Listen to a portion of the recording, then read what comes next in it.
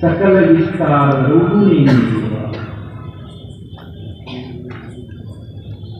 ವಿಶ್ವತೋ ಚಕ್ಷು ನೀನೇ ದೇವ, ವಿಶ್ವತೋ ಬಾಹು ನೀನೇ ದೇವ, ವಿಶ್ವತಃ ಪಾದ ನೀನೇ ದೇವ, ಕೂಡಲ ಸಂಗಮ ದೇವ. ಯಾವಾಗ ನಿಮ್ಮ ಕಣ್ಣು ಶುದ್ಧವಾಗ್ತದ, ಮನಸ್ಸು ಸ್ವಚ್ಛ ಆಗ್ತದೆ, ಯಾವಾಗ ನಿಮ್ಮ ಭಾವ ಸ್ವಚ್ಛ ಆಗ್ತದೆ, ಆಗ ನೀವೇನು ನೋಡ್ತೀರಿ ಅದು ಪರಮಾತ್ಮ ಸ್ವರೂಪವಾಗಿ ಕಾಣುತ್ತಲ್ಲ.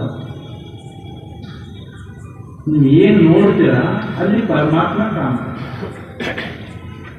ಆಗ ಕಣ್ಣು ಶುದ್ಧವಾಗಿರಬೇಕು, ಮನಸ್ಸು ಸ್ವಚ್ಛ ಆಗಿರಬೇಕು, ಸಣ್ಣ ಮಗುವಿನ ಹಾಗೆ ಮನಸ್ಸಿರಬೇಕು, ಭಾವ ಸ್ವಚ್ಛವಾಗಿದೆ. ಯಾವಾಗ ಈ ಮೂರು ಸ್ವಚ್ಛ ಆಗ್ತಾವೆ ಆಗ ನಿನ್ನ ಒಳಗೂ ಅನುಭವ ಬರ್ತಾನೆ, ನಿನ್ನ ಹೊರಗೂ ಅನುಭವ ಬರ್ತಾನೆ.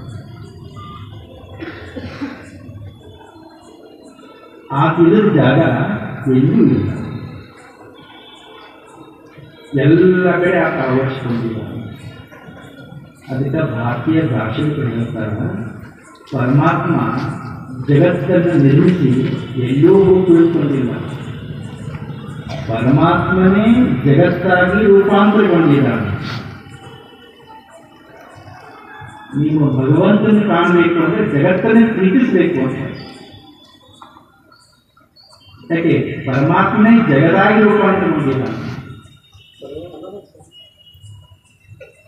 ಪರಮಾತ್ಮ ಮನುಷ್ಯಾಂಶ ನಾವು ಕಲ್ಪಿಸಿಕೊಂಡು ಎಲ್ಲೋ ಕುಳಿತುಕೊಂಡಾಗ ನಿಯಂತ್ರಣ ಮಾಡ್ತಾನಂತ ದಾರ್ಶನಿಕರು ಹೋಗಿಲ್ಲ. ಭಗವಂತನೇ ಜಗತ್ತಾಗಿ ರೂಪಾಂತರಗೊಂಡಿದ್ದಾನ.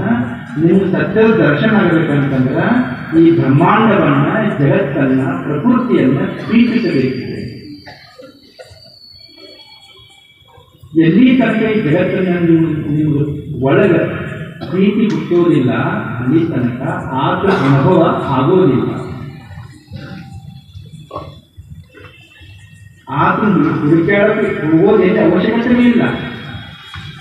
ಅಲ್ಲಿ ಹೋಗಬೇಕು, ಇಲ್ಲಿ ಹೋಗ್ಬೇಕು, ಅಲ್ಲಿ ಹೋದ್ರೆ ಕಾಣ್ತಾನೆ, ಇಲ್ಲಿ ಹೋದ್ರೆ ಕಾಣ್ತಾನೆ, ಎಲ್ಲಿ ಹೋಗ್ಬೇಕು? ಆತ ಇಲ್ಲದ ಜಾಗನೇ ಇರೋದ ಬರಕ ಇನ್ನು ಅದು ನೋಡ್ಬೇಕಂತ ಏನು ಹೋಗ್ಬೇಕು?